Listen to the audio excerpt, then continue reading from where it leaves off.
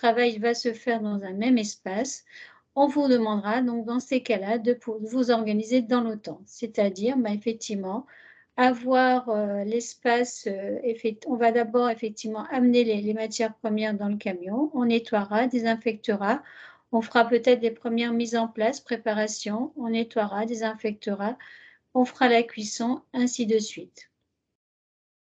Dans l'activité, on vous demande également une séparation des zones d'activité. Donc j'en ai commencé à parler, de la notion zone propre, zone sale. Effectivement, il est important, qu'il y ait séparation de ces zones d'activité. Soit ce seront des pièces différentes, la zone propre, le laboratoire de fabrication, la zone sale, le local des déchets, le local plonge, parce que c'est possible d'avoir ces séparations quand on a des locaux assez vastes. Si on ne peut pas, en tout cas, on aura la séparation quand même dans l'espace. On peut avoir effectivement dans le même local un espace pour tout ce qui est préparation, un espace pour la plonge.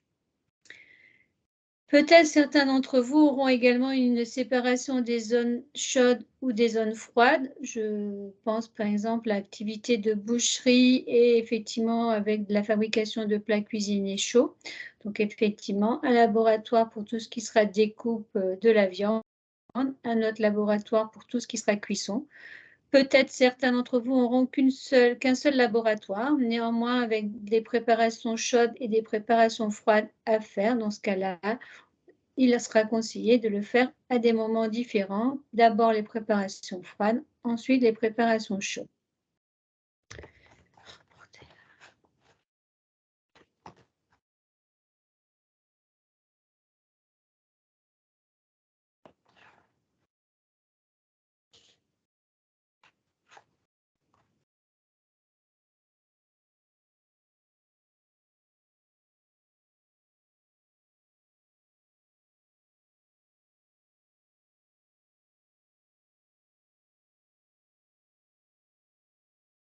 Ah, je crois que ma collègue a perdu la connexion. Donc, je reviens, je continue. Donc, elle vous a évoqué la présentation des différentes zones, zone propre, zone sale, zone chaude, zone froide. L'aménagement des locaux va concerner également le revêtement de surface. Donc, vous allez avoir des revêtements de surface qui doivent être lisses, faciles à nettoyer et à désinfecter et non toxiques. Qui soient propices à l'exercice de votre activité. Donc, ça concerne voilà, que les sols, les murs ou les plafonds, toutes ces informations-là, on les retrouve dans le règlement 852-2004. Donc, retenir qu'ils soient faciles à nettoyer, à désinfecter, qu'ils ne soient pas toxiques. Voilà. Et donc là, on sera plutôt dans le danger chimique, comme je vous l'ai évoqué en début d'intervention. Voilà. Et de couleur claire si possible, parce que ça vous permet de voir quand vos espaces sont sales. Il va falloir également prévoir des évacuations des eaux et des fumées. Alors souvent dans les nouvelles conceptions, alors les fumées, ça va être une conception avec des hottes d'aspiration. C'est la fumée, mais c'est également l'humidité. Au niveau de l'évacuation des eaux, il va falloir prévoir chaque fois que c'est possible une évacuation au sol. Alors certains locaux ne sont pas propices à ce type d'aménagement.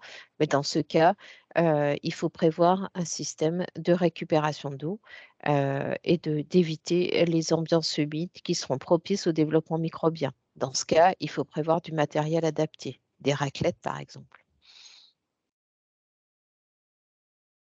Alors là, vous avez un schéma fonctionnel d'aménagement des locaux. Donc, vous avez la partie bleue qui concerne les zones propres. Et puis après, vous avez donc les circuits du personnel. Enfin, le bleu, c'est pour les produits et le jaune, c'est pour le personnel. Donc, vous avez la légende en dessous. Alors, ce qui est intéressant, c'est de se dire de ne pas croiser les flux. Vous avez donc des circuits qui sont séparés entre les produits, le personnel et les déchets. Alors, c'est tout à fait compatible dans l'organisation des postes de travail. C'est bien cette organisation-là qui va prévaloir si vous êtes contraint par une surface d'aménagement. Mais toujours de penser, je ne croise pas un produit fini avec un produit qui serait brut, par exemple. J'essaye de définir des zones d'activité indépendantes.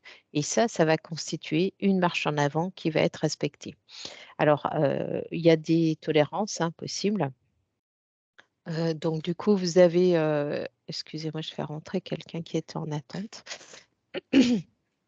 Et vous avez cette possibilité d'organiser, donc d'utiliser du matériel à différentes étapes dans le temps. Et c'est ce qu'on va évoquer comme marche en avant dans le temps. Au niveau des sanitaires, là, vous avez une présentation du SAS sanitaire. Il faut bien retenir que les sanitaires ne doivent pas donner directement dans des locaux où sont fabriqués les produits. Donc, de prévoir un SAS comme c'est décrit sur la photo. Alors, au niveau de l'aménagement des locaux, vous avez également une particularité, c'est que les locaux doivent être accessibles pour les personnes à mobilité réduite. Donc là, on sort un peu du champ de la sécurité alimentaire. C'est une information supplémentaire. Donc, vous devez prévoir dans vos espaces à minima de vente que les personnes à mobilité, enfin, que votre espace soit accessible aux personnes à mobilité réduite. Donc, il faut informer le public du degré d'accessibilité de l'établissement. Donc, il y a un registre public d'accessibilité. Euh, voilà, vous devez également valider votre conformité avec les normes d'accessibilité.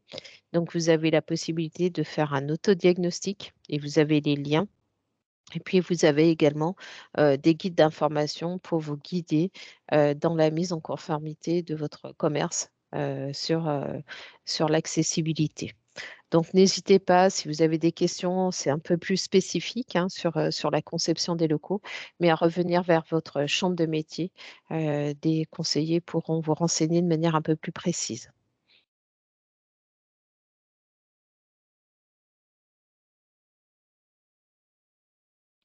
Alors, une fois que vous avez travaillé sur la conception de votre local, que vous êtes OK sur les plans, sur cet espace de travail, eh bien, vous êtes prêt, que vous maîtrisez les bonnes pratiques, comme on l'a évoqué, vous êtes prêt maintenant à accueillir des produits ou aller en chercher. Et donc, voilà, on va faire appel à la fonction de transport liée à votre entreprise. Donc, pour choisir, pour transporter vos produits, alors soit certains vont être sur de la vente ambulante, c'est aussi un mode de transport, des produits. Soit vous allez aussi chercher vos produits, soit vous allez utiliser des modes de transport ou de la livraison. Donc en fait, il faut quand même connaître un peu, avoir une idée de ce qui est attendu en matière de transport. Donc choisir un moyen de transport adapté, c'est choisir un véhicule ou un équipement. Et comment le choisir? En fait, on va le choisir en fonction de la sensibilité des produits. On va le choisir également en fonction de la qualité des produits, de la durée prévue du trajet et de la température extérieure. Donc, vous voyez, ces paramètres-là vont vous permettre de dimensionner le matériel de transport, mais également la source de régulation de température. Parce que quand on dit transport, ce qu'il faut retenir, c'est qu'il n'y ait pas d'écart de température tout au long de la chaîne du transport. Donc, si on est sur des produits frais, c'est-à-dire entre 0 et 4 degrés, vos produits ne doivent pas subir de variation de température. Euh, donc voilà, il faut trouver du matériel suffisant pour garantir cette température. Et alors, comment on garantit cette température? Donc, on utilise du matériel de type des plaques tectiques qui peuvent exister. L'artillerie lourde, ça peut être du matériel frigorifique, où là, on est sur du matériel plus conséquent. Voilà, donc vous avez une batterie de moyens à votre disposition. Et encore une fois, là, vous voyez, je suis en train d'évoquer les moyens. La réglementation, elle va vous dire quoi? Elle va vous dire, il faut que vos produits soient maintenus à température c'est-à-dire à 2 degrés pour de la viande, à vous de trouver les moyens adaptés tout le long de son transport et de sa manipulation. Donc, c'est un point important. Maintenir la température de vos produits, ne pas introduire de rupture de charge. Voilà, c'est ce que je vous expliquais, éviter toute rupture de la chaîne du froid en particulier, puisque c'est la chaîne la plus sensible. Mais néanmoins, quand vous allez livrer des produits chauds, il faut retenir que vos produits doivent être livrés à plus de 63 degrés. Donc, pour vous faciliter et vous sécuriser, en général, essayez de les livrer au moins à 70 degrés. Éviter la rupture de chaîne de froid, pour cet exemple, c'est maintenir les produits aux températures conformes aux exigences réglementaires. C'est réduire au minimum la durée pendant laquelle les produits sont laissés à température supérieure ou aux températures réglementaires. Et puis, peut- c'est aussi ranger les produits par ordre de priorité, du plus froid au moins froid. C'est-à-dire que, dans le fond, si vous utilisez des caissons isothermes, mettez dans le fond les produits qui ont une demande en froid plus importante, dont la température de conservation doit vraiment être maintenue, par exemple, à 2 degrés.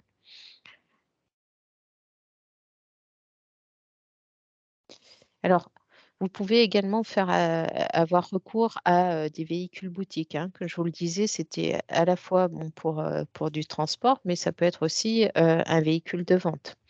Et dans ce cas, ce qu'il faut penser, c'est en fait, de ne pas oublier de faire vos déclarations, vos formalités administratives, l'autorisation d'exercer sur, un marché ou sur une voie publique et donc là, il faut se renseigner auprès de vos collectivités, votre mairie, pour savoir, voilà, quelles sont les places disponibles.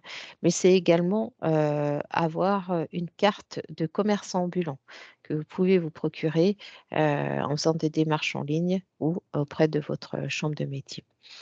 Il faut également, en fait, ce qui se passe, c'est que quand on est ambulant, c'est une activité qui est dite plus sensible, forcément, puisque on a des groupes de froid qui sont soumis, enfin la production de froid de ces véhicules sont soumis aux capacités du matériel. Et donc, forcément, on n'a pas les mêmes puissances et donc les dérives peuvent arriver très rapidement.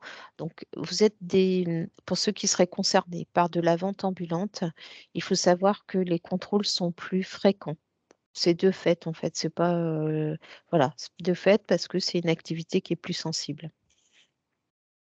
Donc, il faut en cas de contrôle, vous allez être contrôlé sur la température des produits qui seront présentés à la vente. Vous allez également être contrôlé sur l'étiquetage et la traçabilité des produits. Vous allez être contrôlé sur l'hygiène du véhicule et des matériels utilisés.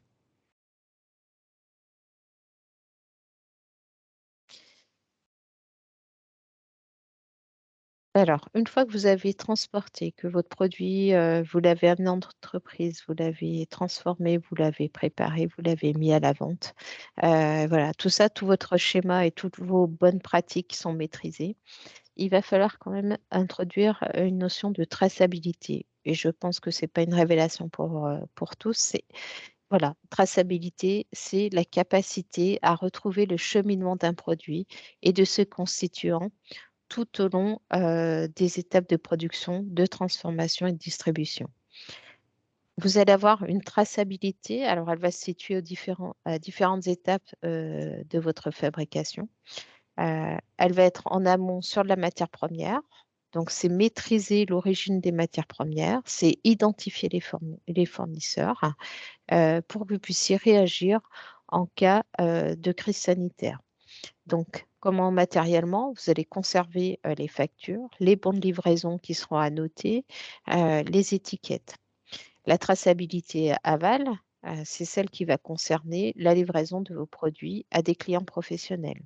On appelle ça la vente indirecte. Alors, si vous vendez essentiellement en direct, c'est-à-dire à votre consommateur final, évidemment, la traçabilité aval ne va pas consister à identifier tous vos clients, mais à bien situer la production, donc la traçabilité interne avec vos fiches de production et les jours de mise en vente. Donc tout ça, ça s'apprend hein, dans les formations avec des moyens pratiques. Il faut également penser à l'étiquetage des produits qui seraient reconditionnés en interne. Je prends un exemple, un produit qui serait, on prend une boîte de conserve de sauce tomate utilisée pour la fabrication de pizza. On n'utilise pas tout, on ne met pas tout en fabrication.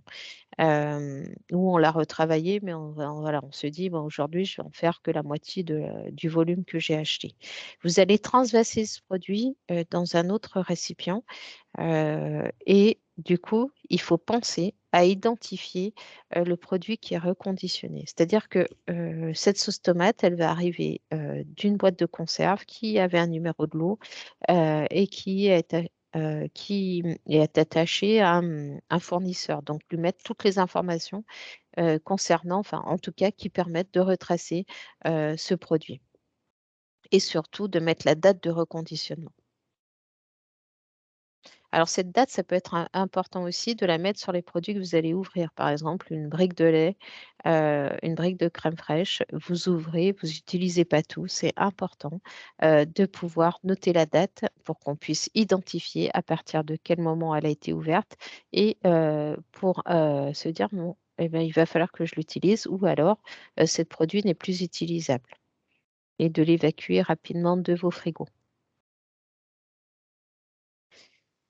Alors, c'est une obligation, la traçabilité pour le chef d'entreprise. Encore une fois, vous avez le libre choix du système de traçabilité à mettre en place. Il va falloir conserver les justificatifs dans l'entreprise. Alors, quelle durée? Souvent, c'est quand même la question la plus importante. En fait, c'est la durée de vie, excusez-moi, des produits plus 6 mois. Sauf s'il y a une disposition particulière et dans ce cas, de toute façon, vous aurez l'information.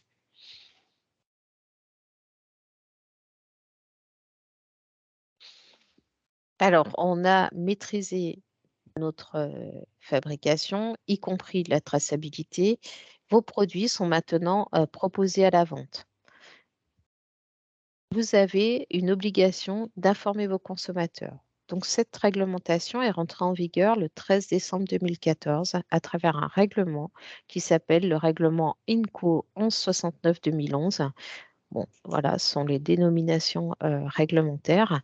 Et quelles sont ces obligations? Alors, pour les obligations, on va distinguer les denrées qui sont préemballées, c'est-à-dire, ben, vous voyez, le yaourt dont je vous parlais tout à l'heure, on enlève l'opercule pour accéder au produit. Donc ça, c'est un produit qui est emballé et pour lequel il faut détruire l'emballage pour accéder à la consommation du produit. Donc ça s'appelle un produit préemballé. Et puis, vous avez des denrées non préemballées, donc qui sont directement mises en vente. C'est les 3 quarts de vos activités. Et donc là, l'obligation d'information pour ces denrées non préemballées va concerner la dénomination de vente du produit, l'état physique, par exemple, voilà, s'il a été décongelé notamment, puisque c'est le plus important, de ne pas, il faut que le consommateur puisse le sache pour qu'il ne soit pas amené à congeler ce produit. Il va falloir noter les allergènes et ça, c'est en vigueur depuis décembre 2014. Donc, le danger biologique, la présence d'allergènes, comment on pallie à ce danger en faisant une information au consommateur. Et également le prix de vente à l'unité ou de référence, par exemple au kilo, au litre ou 100 grammes, voilà, en fonction de l'unité qui est choisie. Pour les denrées qui seraient préemballées, l'étiquetage est plus conséquent et vous pouvez le voir, en tant que consommateur.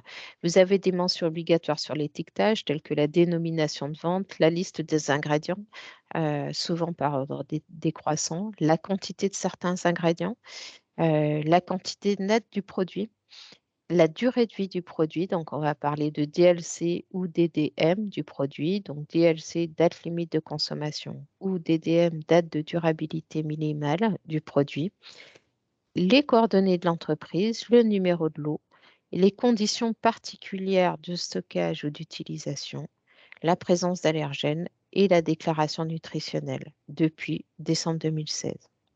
Alors, sur cette déclaration nutritionnelle, il peut y avoir des dérogations possibles, mais là, il faut vraiment vous rapprocher des chambres de métier puisque c'est au cas par cas et c'est en fonction des situations. Voilà, je reprends, je suis voilà, revenue, excusez. Coralie. Effectivement, hein, on est en direct, hein, donc avec les aléas, de la connexion. Donc concernant l'hygiène, effectivement, il y aura aussi tout ce qui est effectivement bonne pratique, effectivement, du chef d'entreprise, hein, des salariés, de son équipe. Et on va s'attarder sur le lavage des mains puisque effectivement pour, fabriquer vos produits, vous utilisez vos mains et les mains sont vraiment en tout cas un vecteur, de source de contamination. Puisqu'effectivement, même si on ne les voit pas, on a en tout cas des micro-organismes qui sont effectivement, sur nos mains et effectivement on va pouvoir les faire circuler dans la cuisine ou dans le laboratoire. Donc, en touchant bien sûr, ben, les produits, hein, comme c'est marqué, on va permettre en tout cas, à nos mains, enfin en tout cas de proliférer les micro-organismes sous les aliments, le matériel de production. Donc important, d'avoir des mains propres et pour avoir les mains propres, il faut se laver. Donc il nous faut donc effectivement un lave-mains à commande non manuelle, de l'eau chaude et de l'eau froide avec effectivement un robinet. Donc, bien sûr, la commande non manuelle permet que l'eau coule, en tout cas sans qu'on touche le robinet, du savon bactéricide et enfin du papier pour pouvoir s'essuyer les mains. Quand on se lave les mains, important de se laver entre les doigts, sous les ongles, par-dessus des mains, en fait tout endroit de la main. Et un bon nettoyage, dure au moins 45 secondes, donc allez-y avec le chronomètre en tout cas, n'hésitez pas à faire quelques essais ou tests pour effectivement, voir le temps qu'il faut pour se laver les mains. On continue avec donc du coup les locaux, hein, pour pouvoir effectivement travailler, on vous l'a dit tout à l'heure, les locaux doivent être propres donc il va falloir effectivement les nettoyer, les désinfecter. Alors, qu'est-ce que le nettoyage? Qu'est-ce que la désinfection? De définition. Le nettoyage, c'est obtenir une propreté visuelle en éliminant les souillures organiques et minérales. Donc, on utilisera un produit détergent. La désinfection, c'est d'obtenir une propreté microbiologique en éliminant les micro-organismes de surface. Et dans ce cas-là, on va effectivement utiliser un produit désinfectant. Pour pouvoir effectivement avoir aussi un bon nettoyage et surtout, un résultat, qui est la propreté, il faut utiliser la méthode du TAC. Donc quand vous allez effectivement utiliser un produit détergent ou désinfectant, hein, lisez bien la notice puisqu'effectivement pour utiliser un produit, il faut effectivement qu'il soit dans l'eau avec une bonne température de l'eau. Il va falloir avoir aussi une action mécanique, hein, brosser, ben, voilà, pourquoi pas avec aussi la lavette. Le produit dans l'eau, donc il lui faudra une certaine concentration. Ça ne sert à rien de mettre trop de produit, hein, au risque plutôt, l'action ne sera pas plus efficace, mais par contre pour votre portefeuille, ça se verra puisque, le produit ça coûte cher et si on sous-dose, le produit ne sera pas efficace. Et puis aussi respecter le temps de contact, le temps, qu'il faut effectivement que le produit agisse pour pouvoir effectivement, nettoyer, désinfecter. Lorsque l'on nettoie, effectivement, on va respecter des étapes. La première étape, bien sûr, ça sera le rangement, le prélavage. On va en fait éliminer tout ce qui est, souillures grossières, hein, les épluchures, de légumes, éventuellement les éventuels emballages qui sont restés sur le plan de travail, de manière effectivement à avoir, une surface, qui puisse être nettoyée. On humidifiera également aussi les surfaces, hein, si effectivement il y a eu, des taches de gras, de graisse qui sont collées de manière aussi qu'elles puissent mieux se nettoyer.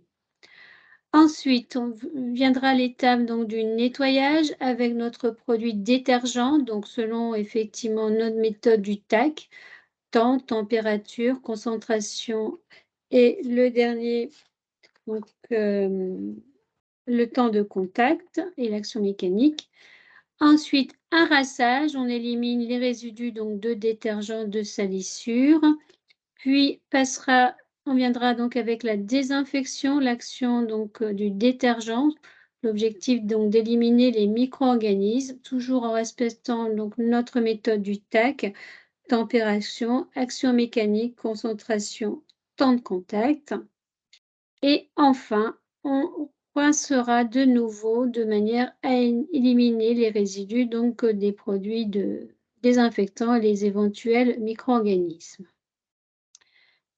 Il est possible, peut-être l'avez-vous déjà étudié, hein, il est possible donc d'utiliser ce qu'on appelle des produits mixtes. C'est des produits 2 en 1 qui permettent donc du coup de supprimer l'étape de rinçage intermédiaire, donc puisqu'ils sont reconnus nettoyés et désinfectés en même temps. Ça vous fera également gagner un peu de temps.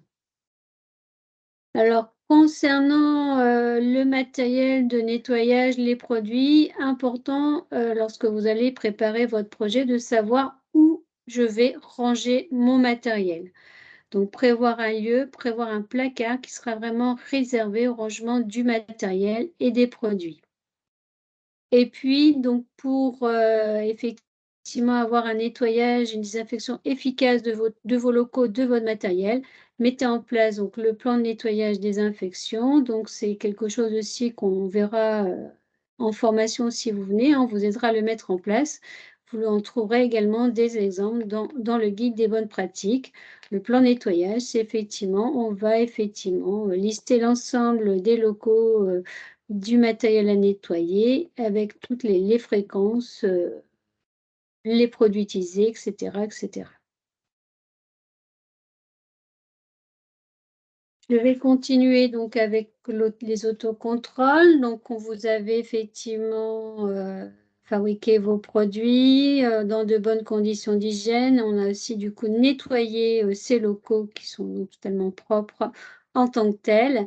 Et les services de contrôle, et pour vous-même également, il est important de faire des autocontrôles, c'est-à-dire de vérifier que l'on a bien respecté nos règles d'hygiène. Tout d'abord, au niveau du nettoyage et de la désinfection, vous pouvez faire des contrôles de ce qu'on appellera de surface avec des lames de surface, ce que vous achetez, hein, des lames gélosées. Ou voilà, si l'entreprise est vraiment petite, n'hésitez pas plutôt à demander ce contrôle de surface auprès de votre prestataire laboratoire. Donc, on va effectivement mettre une lame de surface en contact du plan de travail pour vérifier qu'il n'y a plus de microbes sur le plan de travail. Autocontrôle également à faire, le respect de la chaîne du froid. Donc, il est important de veiller que la chaîne du froid soit respectée tout au long du cheminement du produit dans votre entreprise, hein, ce soit pendant le transport, mais également le stockage chez vous. Donc, vous devez avoir des affichages des températures de toutes vos enceintes frigorifiques. Vous pouvez utiliser aussi des thermomètres amovibles. En tout cas, vous allez mettre dans les enceintes pour vérifier. Nécessaire également de mettre en place un moyen pour noter la température des enceintes de manière à conserver une trace en cas de contrôle. Pour les enceintes de plus de 10 mètres cubes, il sera nécessaire d'avoir un enregistreur qui enregistrera donc automatiquement sur un support les températures de l'enceinte.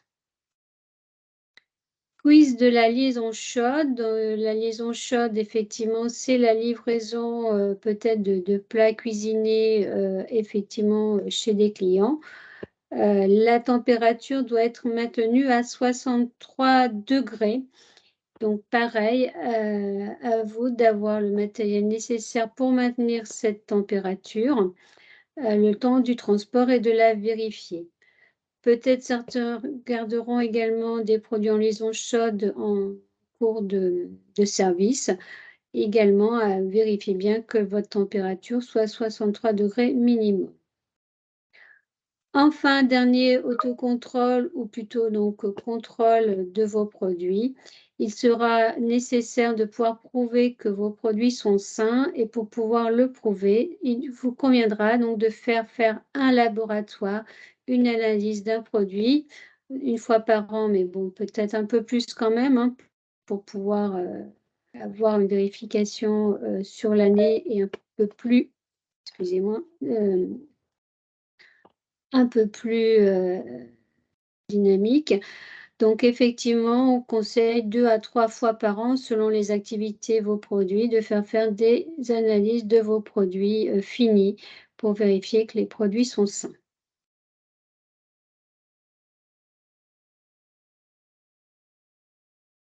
Je vais continuer. Donc, Corinne vous a expliqué tous les contrôles que opérer sur vos fabrications. Voilà, donc il y a également associé à une fois que la fabrication est maîtrisée, vous devez, on revient sur une notion un peu plus supra qui concerne la déclaration d'activité et qui va concerner l'ensemble de vos productions dès lors que vous allez manipuler des denrées animales ou d'origine animale. Alors, ça concerne, en fait, c'est une obligation du paquet hygiène que je vous ai présenté tout à l'heure et elle consiste à se déclarer auprès des autorités compétentes, c'est-à-dire la direction départementale de la protection des populations. J'insiste, c'est un document qui est complémentaire à vos formalités de déclaration d'entreprise, d'inscription d'entreprise. C'est bien spécifique pour l'activité alimentaire et pour les entreprises qui vont manipuler des denrées d'origine animale. Elle est à faire au démarrage de l'activité. Donc, c'est un numéro de CERFA. Hein, voilà, c'est le numéro 13 984 pour le citer. Vous avez le lien sur le PowerPoint qui vous permettra de faire cette déclaration en ligne. Et voilà, et donc on reste quand même aussi vos supports si vous avez des questions plus techniques. Et cette déclaration, elle vous prend 5 minutes, mais elle est obligatoire, hein, vraiment, et elle est en place depuis janvier 2006. Alors, pourquoi au démarrage de l'activité? C'est parce que vous aurez tous vos éléments d'immatriculation, et notamment vos numéros de sirène et de sirette. Alors, c'est toute entreprise qui manipule des denrées animales ou d'origine animale et effectuant une vente indirecte va être concernée par une dérogation à l'obligation d'agrément. C'est-à-dire que vous faites des produits d'origine animale ou en contenant et vous souhaitez, bon, le plus simple, on va prendre un plat cuisiné. Vous souhaitez vendre une partie de votre production à un autre professionnel. Vous avez le droit de le faire dans certaines conditions. C'est-à-dire que ça représente certains produits. Alors, il y a une liste de produits qui est limitée, notamment la viande hachée. Vous ne pouvez pas la vendre, si vous êtes un boucher, vous ne pouvez pas faire de viande hachée et la vendre à des professionnels. Cette viande hachée étant un produit sensible, on le verra, elle doit passer sous un agrément sanitaire. Vous faites des morceaux de viande, vous faites de viande de découpe et vous souhaitez en vendre une partie à des clients professionnels, vous pouvez le faire dans une certaine limite d'un périmètre géographique, c'est-à-dire 80 km maximum, avec certaines quantités qui vous seront précisées dans ce CERFA, dans la notice explicative du CERFA, et il faut que cette activité soit régulière.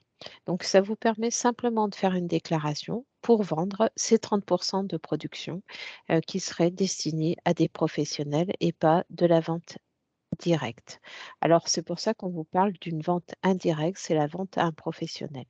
Ça, c'est encadré pour tous les produits d'origine animale ou en contenant.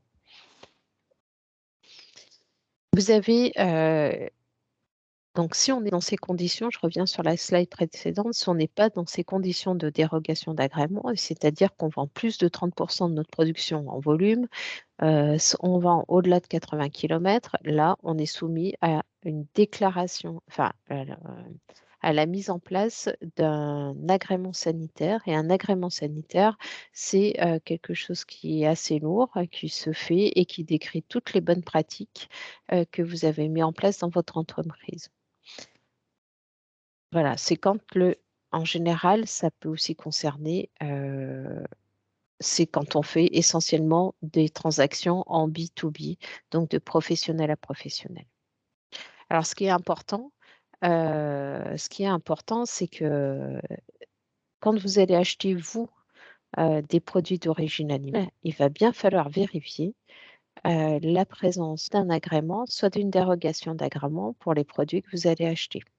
Donc, c'est aussi pour ça qu'on vous a mis cette information, pour que vous ayez accès et le réflexe de demander si votre fournisseur respecte bien la réglementation.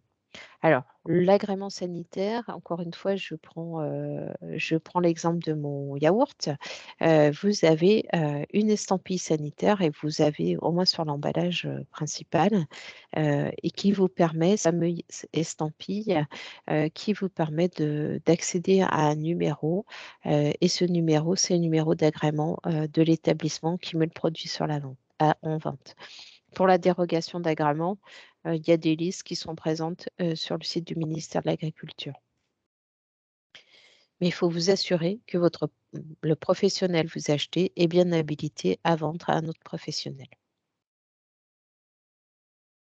Parmi les obligations, vous avez cette obligation de formation à l'hygiène et à la sécurité des denrées alimentaires. Donc, je vous ai parlé aussi en début d'intervention du règlement 152-2004. C'est le dernier chapitre de ce règlement, donc qui remonte à janvier 2006. Et ce règlement, il évoque quoi? Il cite: les exploitants du secteur alimentaire doivent veiller à ce que les manutentionnaires de denrées alimentaires soient encadrés et disposent d'instructions et ou d'une formation en matière d'hygiène alimentaire adaptée à leur activité professionnelle. Donc, vous devez être en mesure d'identifier et de maîtriser ce risque dans vos activités. Est venue se rajouter en 2011 une obligation pour la restauration commerciale avec un référentiel réglementaire, hein, contenu de la formation, pour pallier justement aux dérives d'hygiène qui avaient été constatées dans le secteur. Voilà, donc c'est sous forme d'un décret, donc c'est une réglementation nationale qui est venue s'ajouter à ce règlement européen. Donc vous avez deux supports, hein, un décret et un arrêté.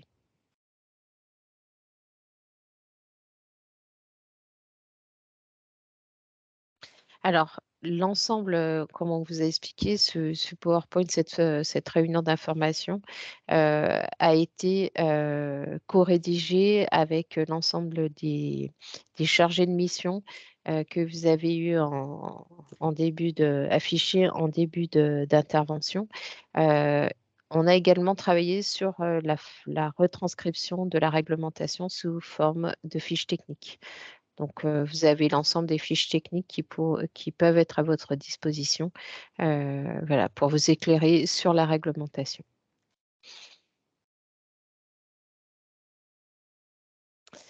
Voilà, on a fini notre intervention. On vous propose donc un temps d'échange. On va reprendre le fil de la discussion, de la conversation que vous avez pu, ou les questions que vous avez pu rédiger pendant notre intervention pour pouvoir mieux y répondre. Donc, je remonte le fil. Voilà. Donc, Marie, on a répondu à ta question. Tu peux peut-être remettre ta caméra, Isabelle? Oui. Ah oui, j'avais oublié, excusez-moi, j'avais oublié de remettre en route la caméra.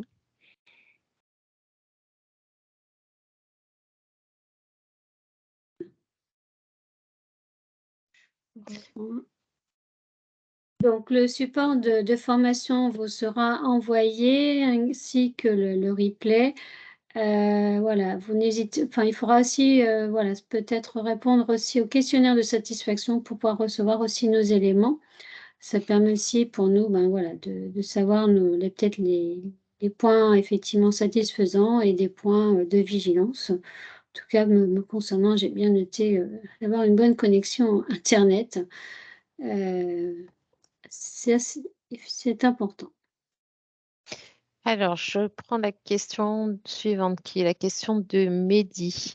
Est-il possible d'avoir le contenu de la formation? Exemple des livres de la sécurité alimentaire, la conduite adaptée en cas de danger potentiel, ainsi que les conseils nécessaires afin de travailler dans des bonnes conditions. Alors, pour préciser, en fait, c'est une réunion d'information, hein, j'insiste beaucoup, c'est pas une formation. Et ça me fait rebondir sur la réponse que je vais vous formuler, c'est-à-dire que il faut être en mesure, il faut être formé. Alors, je ne sais pas quelle est votre activité à venir. Quoi qu'il en soit, il faut être formé à la maîtrise des dangers. Voilà, donc peut-être que c'est utile que vous ayez une formation, peut-être que vous l'avez déjà suivie. En tout cas, dans le PowerPoint, vous avez tous les liens qui vont vous permettre d'accéder à l'information. Et le PowerPoint vous sera transmis à l'issue de la réunion. Est-ce que j'ai bien répondu? Et concernant la formation, donc dans les chambres de métier, donc nous animons des formations hein, en présentiel.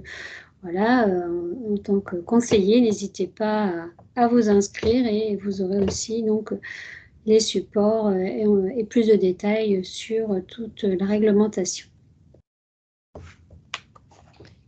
Alors, Ludivine, pour l'aménagement des locaux, pour fabrication de biscuits secs, on m'a dit que temporairement, on pouvait le réaliser dans ma cuisine. Quel aménagement faut-il faire? Alors, Ludivine, je vous renvoie donc sur la maîtrise des dangers, des surfaces planes, faciles à nettoyer, à désinfecter, pas d'animaux, présence d'animaux dans vos locaux. Voilà, vous avez des détails dans le règlement 842-2004, annexe 2 et le chapitre 3. Et vous allez avoir de l'information plus précise sur l'aménagement du local et la maîtrise. Et évidemment, il faut mettre en place les bonnes pratiques d'hygiène. Euh, voilà. Donc, éviter les plantes, éviter toutes sources de contamination externe. Il faut que votre espace soit protégé par votre seule utilisation. Et les frigos, moi j'engage, voilà, ce qu'il y ait des. Alors là, vous allez faire des biscuits, hein. Donc a priori, vous auriez besoin que de beurre. Donc de travailler en flux tendu et de ne pas avoir à stocker dans votre frigo ménager. Donc c'est une maîtrise de température qui est plus difficile. Alors, je continue. Cindy, quelle est la durée de conservation des biscuits et cakes? Quel est le conditionnement le plus adapté? Alors, Corinne, si tu es encore là. La durée de conservation des biscuits, en fait, et des cakes, comme ça, je ne pourrais pas vous répondre de manière absolue. Quoi qu'il en soit, alors on a parlé de DLC et de DDM. La DLC va concerner surtout des produits frais. Voilà, donc c'est peut-être les cakes, je ne sais pas, à voir. Et les biscuits, on sera plutôt sur de la DDM, date de durabilité minimale. En fait, pour la date de durabilité minimale, vous allez évaluer en fait, qu'est-ce que ça veut dire la date de durabilité minimale? Ça veut dire que vos produits auront perdu les qualités organoleptiques à la date qui sera affichée, mais n'aura pas perdu, ne sera pas un danger pour la consommation. Donc, c'est vous qui allez évaluer cette DDM en fonction de la qualité. Alors là, je renvoie au début, hein, en fait, cette qualité qui sera organoleptique, euh, en fonction de la qualité des produits que vous allez, tel que vous l'estimez. Et ensuite, vous le ferez valider par un laboratoire. Concernant une DLC, date limite de consommation, il faut faire des analyses, la faire valider par un laboratoire selon un protocole qui est bien établi. Alors, quel est le conditionnement adapté? Là encore, je ne sais pas vous répondre parce que pour choisir un conditionnement, on va étudier la nature du produit. Donc, en fait, quelle est la fonction de l'emballage qui est souhaité? Est-ce que c'est protéger le produit?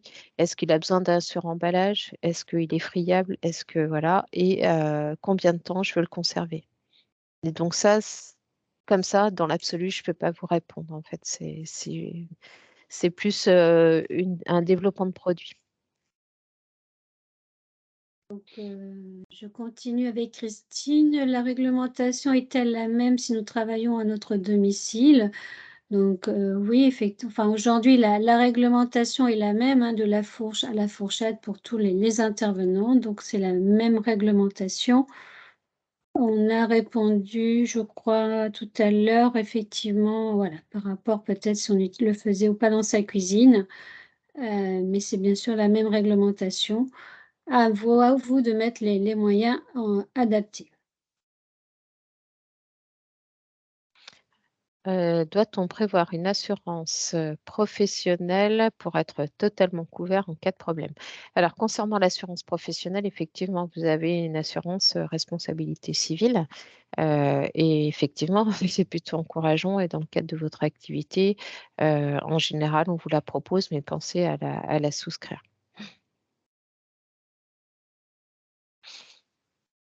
En ce qui concerne la dérogation d'agrément, je débute et je ne sais pas encore la quantité exacte de produits que je vais revendre.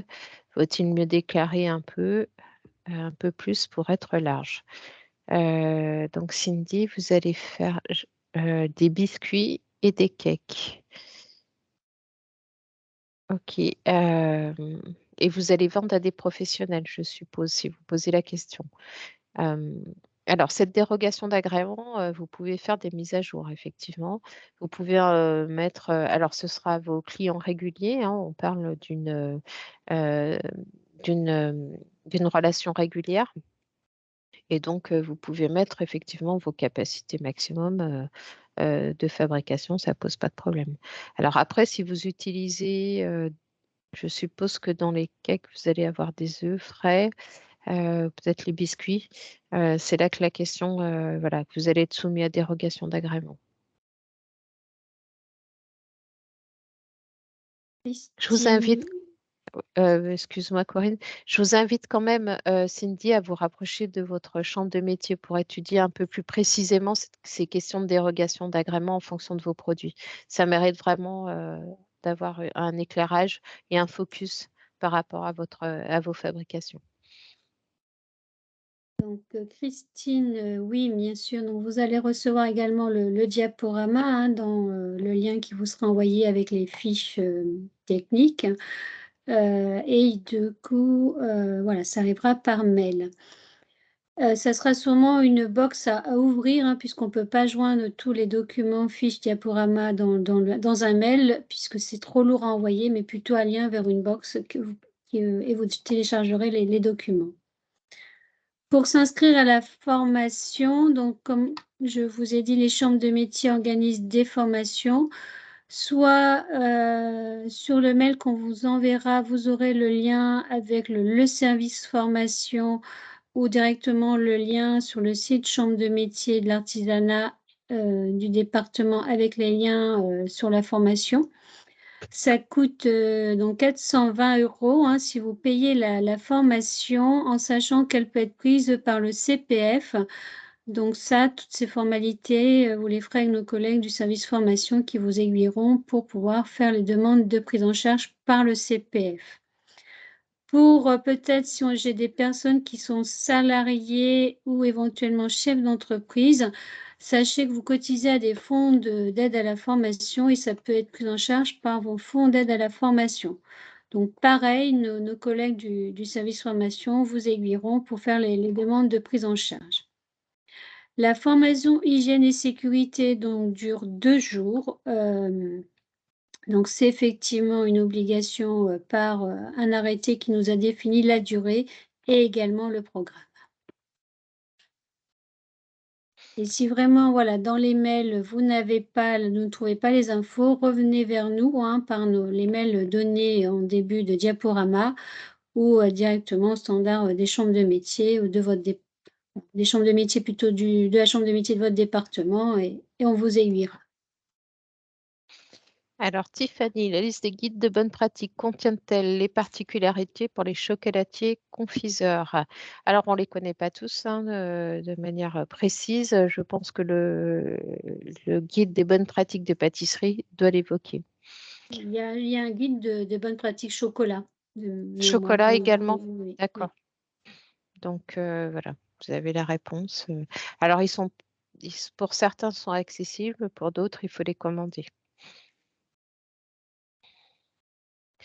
Donc, je continue avec Caroline. Dans le cadre d'un food truck, tout est faisable dans le camion. Comment faire pour que les frigos restent branchés?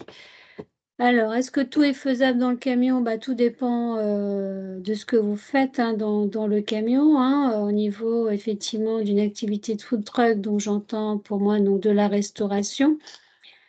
Soit, donc effectivement, vous pouvez acheter, peut-être des préparations, déjà prêtes et plutôt ce qu'on va faire, ce qu'on appelle de l'assemblage. Soit vous allez vraiment acheter des vraies matières premières brutes, hein, les pommes de terre, et les petits l'éplucher, découper et cetera. C'est sûr qu'il va peut-être falloir peut-être un peu plus de place ou en tout cas de matériel pour pouvoir cuisiner et faire ce que vous souhaitez faire. Donc tout dépend de ce que vous voulez faire. Voilà. Après, selon certaines manipulations, peut être difficile, de le faire. Heu, Ça, c'est vraiment à voir avec ce que vous voulez faire et n'hésitez pas à venir vers, pareil, un conseiller pour aller un peu plus loin. Concernant les frigos, en tout cas, est-ce que les frigos doivent être branchés? Ça, c'est effectivement un moyen. Nous, le résultat, c'est que les frigos ils doivent être maintenus, en tout cas les produits à l'intérieur, entre 0 et 4 degrés. Donc à vous de maintenir, le branchement. C'est sûr qu'effectivement, quand le food truck, est à l'arrêt, il va falloir brancher, les frigos ou avoir un groupe électrogène, selon vos possibilités. Lorsque vous êtes en circulation, parfois on a effectivement des systèmes de batterie et la batterie est rechargée par, le moteur, du véhicule. Donc en tout cas, il faut que la chaîne du froid soit maintenue donc effectivement, si c'est des frigos et qu'il faut brancher, il faudra brancher. Donc à vous de voir, où vous serez aussi installés pour voir le type de branchement. Alors, Clémentine, est-ce que avoir une formation HACCP me permet d'ouvrir mon épicerie cave avec vente d'apéro box? Alors, vente d'apéro, je ne sais pas, la vente en fait d'alcool, c'est un cas particulier. On va parler HACCP, en fait, c'est pas forcément le bon terme qui est utilisé, hein, juste pour information. C'est la formation à la maîtrise des dangers dans dans vos fabrications. Mais effectivement, cette formation, elle a vocation à identifier tous les dangers, les moyens de maîtrise tout au long de votre processus de manipulation, si je peux résumer, de vos produits.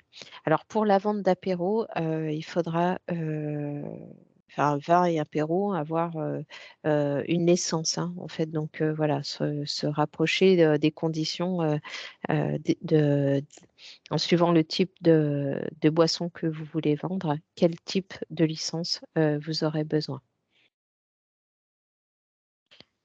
Donc merci Mendy, hein, voilà, nous avons répondu à votre réponse, mais et vous en avez une autre puisque vous voulez ouvrir une boucherie.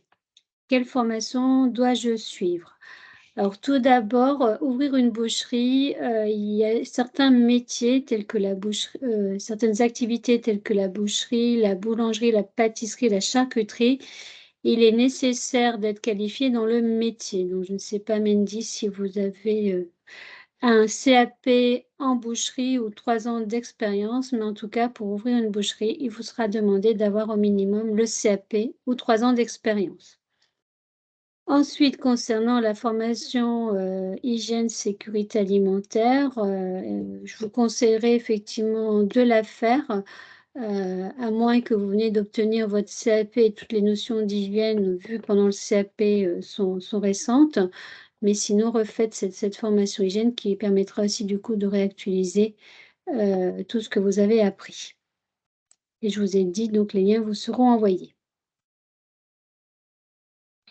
Alors, Charlotte qui nous pose la question de peut-on stocker des produits laitiers non ouverts, lait et crème chez soi, ainsi que des fruits frais dans un frigo à part? Merci. Euh, Là, c'est un peu plus compliqué de situer en fait si vous allez travailler chez vous, si vous stockez. Enfin, Les conditions de stockage. Alors, je suppose que c'est pour préparer chez vous. Voilà, le stockage des produits non ouverts, en fait, lait et crème, il faut bien vérifier les conditions de stockage, c'est-à-dire, souvenez-vous, pas de rupture de chaîne du froid. Si ce sont des produits qui sont ultra haute température et qui se conservent à température ambiante, pas de problème. Si vous devez les stocker au froid, essayez d'avoir votre propre frigo à destination de vos préparations. Et puis de contrôler toujours vos températures. Des fruits frais dans un frigo à part, bah oui, je vois pas le problème, hein. La question, c'est de maintenir vos températures. Souvenez-vous, cette obligation de résultat.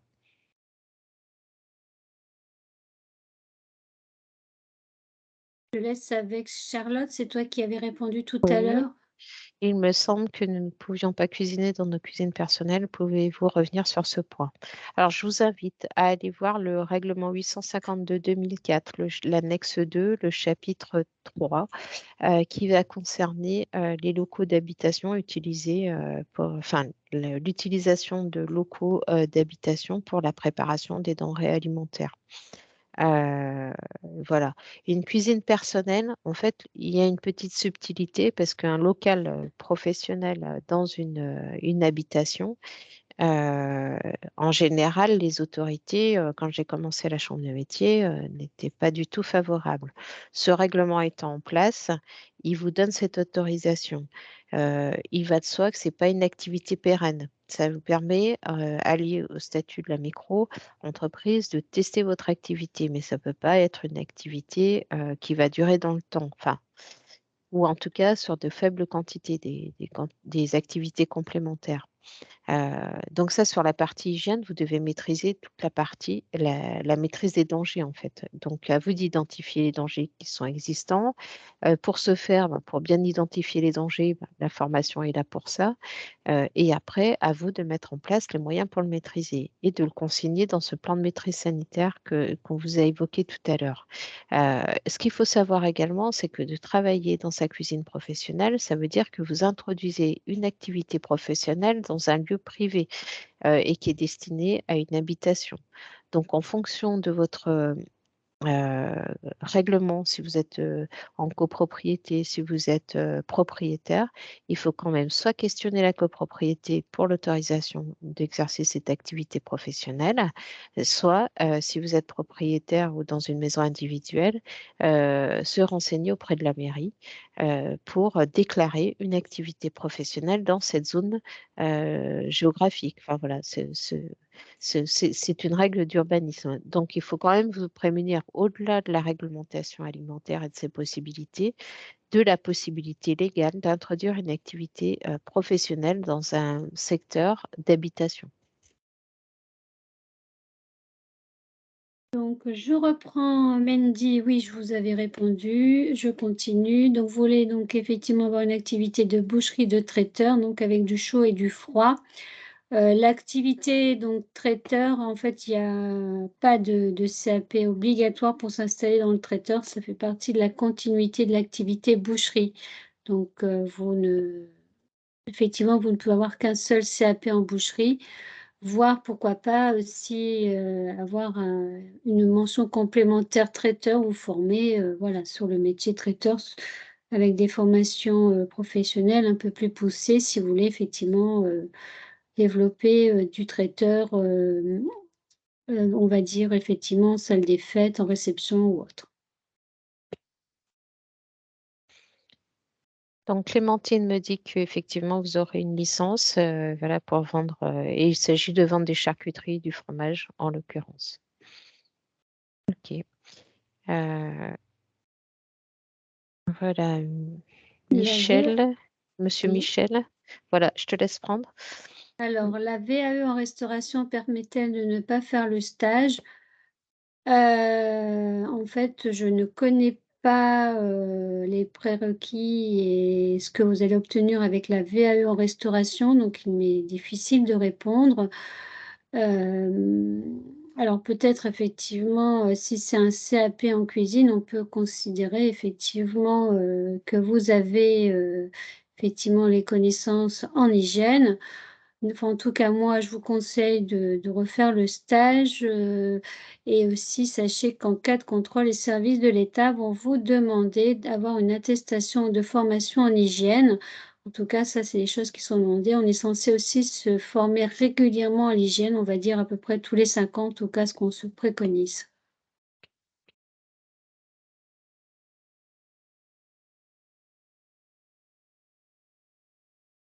Il y a une différence entre créer un laboratoire chez soi et une cuisine dans sa cuisine personnelle. Oui, il y a une différence puisque le laboratoire chez vous sera dédié entièrement à votre activité professionnelle, alors que la cuisine personnelle, elle a une vocation à satisfaire les besoins de la famille. Donc, voilà, on n'est pas dans les mêmes facilités pour maîtriser l'hygiène des fabrications. Je reviens vers vous, Mandy. Donc, si j'ai des bouchées, comme employés, suis-je soumis à la formation d'hygiène? Alors, tout d'abord, si vous avez des bouchées telles que vous le me disiez, donc on est pour vous, en tout cas, vers sur une activité de boucherie avec l'obligation de qualification. Soit vous aurez votre CAP minimum en boucherie, soit ce seront vos salariés. En tout cas, de bien vérifier que vos salariés, bouchers, ont le diplôme ou l'expérience nécessaire pour, pour répondre à l'obligation de qualification. Concernant la formation hygiène, effectivement, si on a des salariés, bouchers ou effectivement cuisiniers, vos salariés doivent connaître les règles d'hygiène. En tout cas, moi, je conseille au chef d'entreprise, même s'il n'est pas en cuisine, même s'il n'est pas dans son laboratoire de boucherie, de faire la formation hygiène, ce qui permettra pour vous de connaître la réglementation, mais aussi donc de pouvoir aussi la vérifier auprès de vos salariés. Voilà, l'important que vous connaissez, les règles, surtout en cas de contrôle, sachez que c'est vous, chef d'entreprise, qui, serez en tout cas, qui êtes responsable. Alors Charlotte, je compte créer un laboratoire pro, mais je veux être donc sûre que cela soit nécessaire, car dans vos réponses, je crois comprendre que cuisiner dans sa cuisine personnelle est possible. Euh, voilà, bah, ça dépend de l'étendue, vos ambitions, hein, comme je vous ai expliqué, la cuisine personnelle, ça peut être pour tester vos activités, mais c'est pas pour une activité pérenne. En tout cas, ça va être, c'est un peu compliqué d'asseoir une activité pérenne dans une cuisine personnelle. Voilà, donc si vous avez la possibilité d'avoir votre propre labo, franchement, c'est une méthode qui est encouragée. Donc, ça ou fa, donc vous souhaitez faire des biscuits secs sans gluten et vous me posez la question du CAP. Donc concernant le CAP pâtisserie, il est obligatoire lorsqu'on fait des pâtisseries fraîches, c'est-à-dire des pâtisseries qui vont se conserver au froid, telles que la tarte à la crème, les millefeuilles, Paris-Brest. Concernant les biscuits secs, j'entends, les cookies, biscuits secs, muffins, il n'est pas nécessaire d'avoir un CAP en pâtisserie pour pouvoir en faire. Avoir le CAP, c'est toujours un plus, hein, on maîtrise mieux effectivement, tout ce qui est fabrication de gâteaux, de biscuits, hein. On a plein d'informations au cours, de son CAP, en tout cas, on acquiert plein de connaissances. Mais en sachez que pour faire des biscuits secs, ce n'est pas une obligation. Que les biscuits, vous les faites avec ou sans gluten, ça reste toujours des biscuits secs, donc pas d'obligation d'avoir un CAP, pour faire des biscuits secs sans gluten.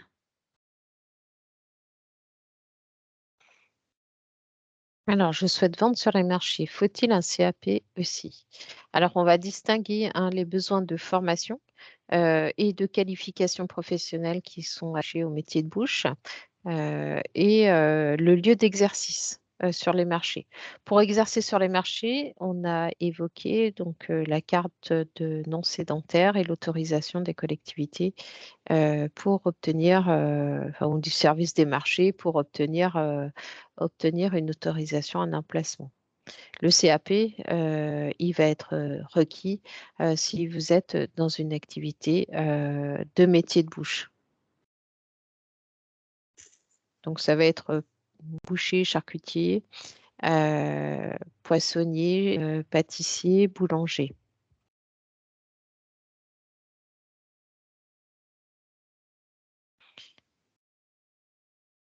Corinne, Comment tu es il encore disait? là? Ouais. Oui, oui, je suis là, oui, oui. Oui, je ne sais plus, je ne voyais pas.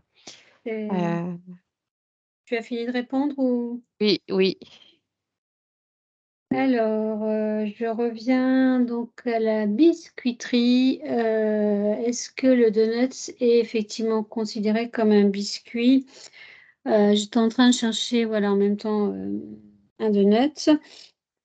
Bah, en fait, au niveau, réglementaire, on n'a pas de liste qui existe pour dire qu'est-ce que c'est qu'un biscuit sec, qu'est-ce que c'est qu'un biscuit, non sec ou donc dans quel cas faut-il la qualification pour faire des pâtisseries ou dans quel cas non? Je regardais donc en fait la qualification, le CAP pâtisserie obligatoire si vos pâtisseries contiennent, des matières premières doit être conservé au froid, contiennent, voilà, tout ce qui est crème ou autre et donc pour lesquels il y a un risque microbiologique. Le donut tel que je le vois, mais après tout dépend le donut que vous pouvez faire, hein, s'il est fourré ou pas. On est plutôt sur une pâte, on va dire beignée. Hem, donc a priori pour moi pas d'obligation de saper, mais après tout dépendra comment vous allez le fourrer, le glacer et cetera et peut-être, voilà, selon, tout ce que vous utiliserez à vérifier. Revenez vers nous, voilà, si c'est nécessaire, pour qu'on vous réponde, plus précisément. Oui, le service formalité pourra nous aiguiller également sur cette question, en fonction de la nature des produits, du type de garniture que vous allez, enfin la présentation que vous allez faire. Ben, voilà, c'est encore un cas spécifique et ça nécessite on approfondisse nos recherches.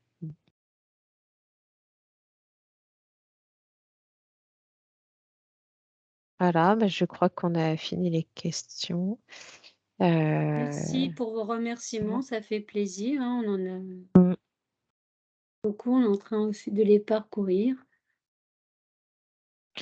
voilà, c'est toujours. Alors, on espère avoir répondu et puis surtout vous revoir bientôt dans nos chambres respectives avec des projets de création.